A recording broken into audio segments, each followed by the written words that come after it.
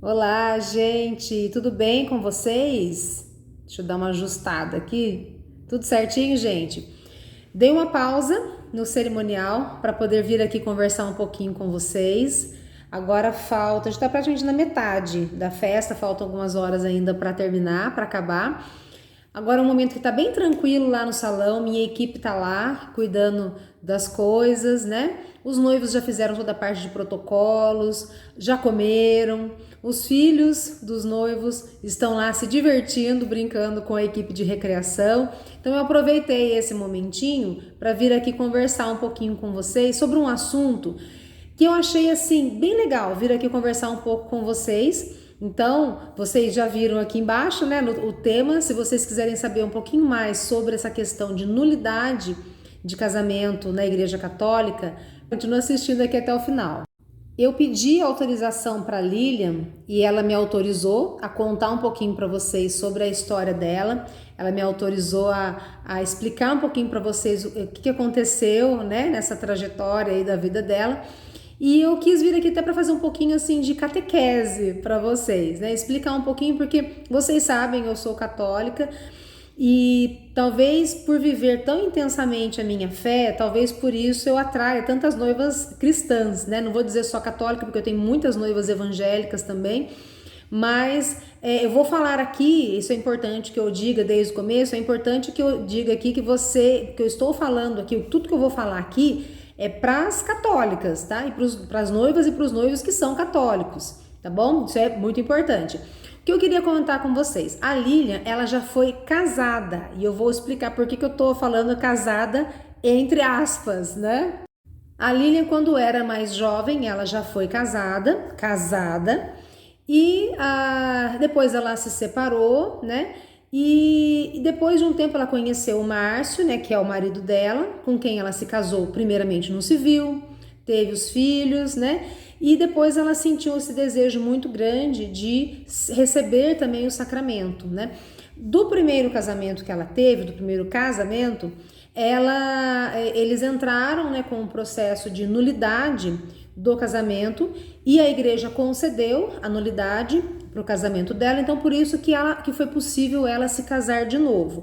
Eu estou aqui no Espaço Canto Verde, o casamento dela foi aqui, hoje é dia 15 de setembro, né, de 2023, mas ela já se casou na igreja, ela já se casou em 2018 no civil, e na igreja católica ela se casou no sábado passado. Então, uma semana antes, né, de fazer o casamento aqui, ela recebeu o sacramento na igreja. E por que eu quis trazer esse assunto aqui? Para poder explicar um pouco para você o que significa a nulidade de um casamento, né? Por que eu disse que ela foi casada, que ela já foi casada, entre aspas? Porque assim, gente, para a Igreja Católica não existe divórcio. Para a Igreja Católica, quando você se casa, quando você faz o compromisso, né, de você se dispõe a se casar, é para a vida toda. Quando eu me casei, eu tinha essa plena consciência, né, com o meu marido. E até brinquei com ele, mas ainda bem que a gente vai, que eu tenho certeza que eu tô fazendo, porque casamento é uma vez só. E para a Igreja Católica, o casamento é único, né? Então, por que eu falei que ela tinha se casado? Porque quando uma pessoa entra com um processo pedindo nulidade do casamento, para a igreja aquele casamento nunca aconteceu. Então, quando a Lilian recebeu o sacramento do matrimônio na semana passada com o Márcio, né, com o marido dela, para a igreja católica é como se ela nunca tivesse se casado. Então, por isso que eu fiz assim, entre aspas, né? E o que acontece? Eu acho que é importante passar para vocês que uma coisa é quando um casamento é anulado. A Igreja Católica não anula, nunca anulou e nunca vai anular casamento nenhum.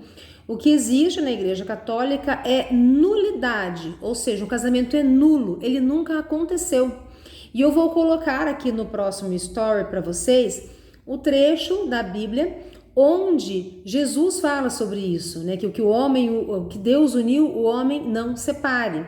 Então não é a igreja, na verdade, que coloca isso. A igreja está só obedecendo a Jesus. A igreja está simplesmente seguindo aquilo que Jesus mandou a gente fazer.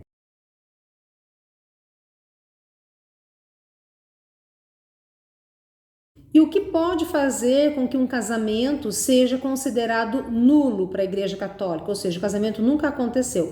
São vários fatores, várias situações, muita coisa, gente, muita coisa pode fazer com que um casamento seja considerado nulo. E o que eu achei interessante que eu conversei com a Lilian é que todo esse processo, né, foi todo um processo, é como se fosse um processo judicial mesmo.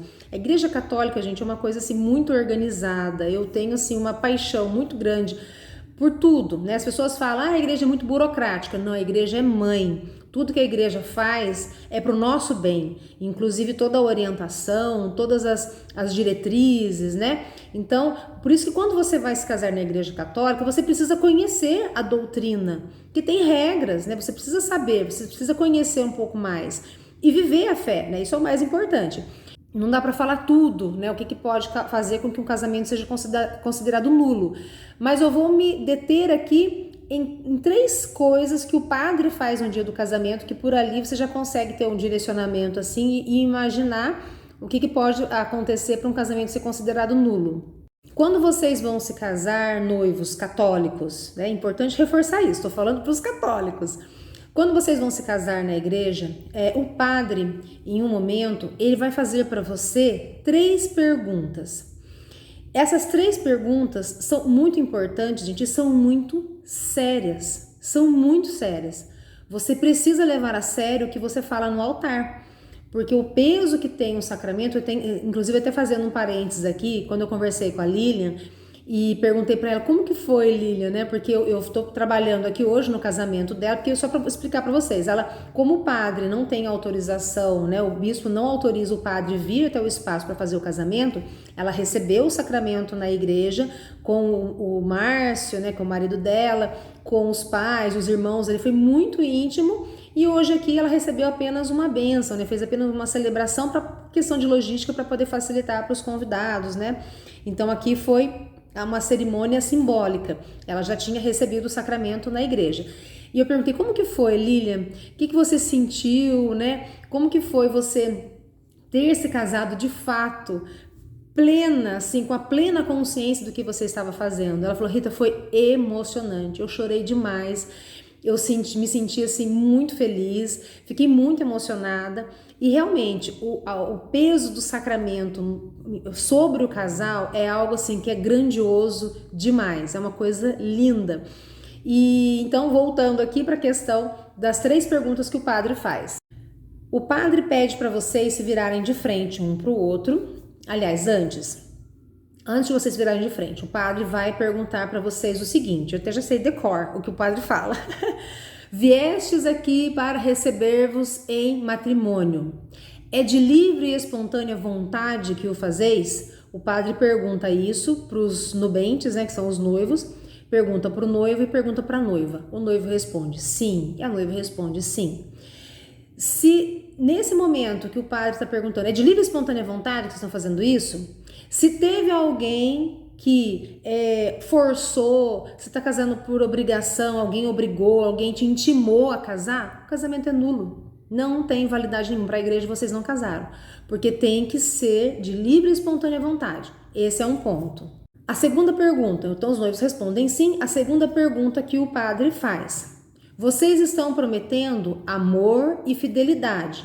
É por toda a vida que vocês estão prometendo isso? E o noivo responde sim, e a noiva responde sim. Aqui entra a questão de traição, né, do adultério. Se você casa já pensando, se não der certo eu separo, pra mim não tem problema nenhum isso. Isso tudo você tem que tomar muito cuidado, gente. Você tem que ter uma consciência de que o ato que vocês estão fazendo ali é para sempre, é até que a morte os separe. Isso é muito importante. E aí, não importa se aquilo que o padre fala, né, na saúde, na doença, na riqueza e na pobreza, é até que a morte os separe. Você tem que aguentar firme. Isso é uma questão de amor. Vocês se comprometeram a isso no altar. Vocês se comprometeram um para o outro diante de Deus. Então isso tem que ser levado a sério. Então amor e fidelidade é por toda a vida? Sim, isso é muito importante. A terceira pergunta, gente, eu acho que a terceira pergunta é o maior problema que nós temos hoje na sociedade, ao meu ver. O padre pergunta: vocês prometem, olha só a pergunta, gente. Vocês prometem receber com amor os filhos que Deus lhe conceder? O que os noivos respondem? Sim e sim. E muitas vezes tem casal que se casa na igreja católica pensando, filho? De jeito nenhum. Não vou ter filho, não. Não quero ter filho, não, de jeito nenhum. E não pode. Se você casa já com esse pensamento de que você não vai ter filho, seu casamento pode ser considerado nulo. A igreja, ela nos ensina a sermos abertos à vida, né? Eu, por exemplo, vou falar uma coisa muito particular minha aqui, eu tenho o Davi aqui comigo na terra, mas eu tenho filhos no céu também. Então, é claro que tem casais assim, que tem a questão de infertilidade, que não podem ter filhos, tem casais que têm problemas. A igreja ensina muito sobre a paternidade responsável. Então a igreja fala que vocês vão receber os filhos que Deus lhe conceder, mas também você, é claro, tem família que quer ter vários filhos, não, quantos filhos Deus mandar, a gente está aberto à vida. Tem casais que não tem condição de ter muitos filhos, mas aí você ficar se limitando, colocando, não, eu quero só um, quero só dois, isso é complicado, gente. A gente tem que ser realmente assim, ter uma consciência mais aberta em relação a isso. A igreja ensina muito sobre a paternidade responsável, que você tenha tantos filhos quanto você possa criar e educar. E se você tiver algum problema sério, tanto da esposa, né, ou do esposo, que comprometa que você tenha muitos filhos, você pode sim espaçar mais a questão da gestação por conta desse problema, mas você se fechar e você decidir não quero ter filho, ou você tomar anticoncepcional, colocar DIU, gente, tomem cuidado, isso é pecado mortal, tá? Por isso que eu falei muito no começo aqui, estou falando para os católicos, tá? Então, eu sei que hoje na sociedade, por conta de feminismo, de tudo, é difícil, eu sei que é difícil, eu tinha muitos pensamentos feministas, e foi difícil me livrar, de me desvencilhar deles. O que eu fiz, estudei. Quanto mais eu comecei a estudar sobre o feminismo, mais eu comecei a ver o quanto isso é horrível. E aqui eu estou abrindo realmente meu coração e falando para vocês de algo que é uma coisa que eu venho estudando. Então são essas 3 perguntas. Tem várias outras coisas, gente, várias outras coisas. Mas essas 3 perguntas que todo casal responde no dia do casamento, preste muita atenção no que você está fazendo. Faça com seriedade. E acima de tudo, gente, busquem viver a fé. E por isso que eu quis até fazer um pouco aqui de catequese com vocês também, né? Busquem viver a fé, porque tudo que a igreja faz é para o nosso bem, tudo que a igreja ensina é para o nosso bem. A igreja católica, ela é o corpo de Cristo vivo hoje no nosso meio. E ela não seria divina, ela não seria de Deus se não estivesse já no mundo há mais de 2000 anos. Há mais de 2000 anos. A verdade está guardada na Igreja Católica e eu tenho assim uma paixão muito grande pela Igreja, por Nosso Senhor Jesus Cristo, por Nossa Senhora, que é o modelo, exemplo de mulher para mim, que eu busco seguir. Hoje, inclusive, dia 15 de agosto, é dia de Nossa Senhora das Dores. E eu quis trazer um pouquinho isso, né? Compartilhar um pouquinho isso aqui com vocês para conscientizar também.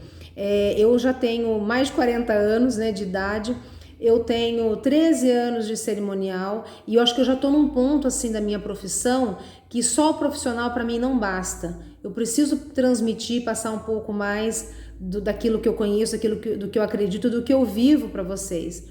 Então, era isso que eu queria explicar aqui um pouquinho para vocês e é importante para mim saber também.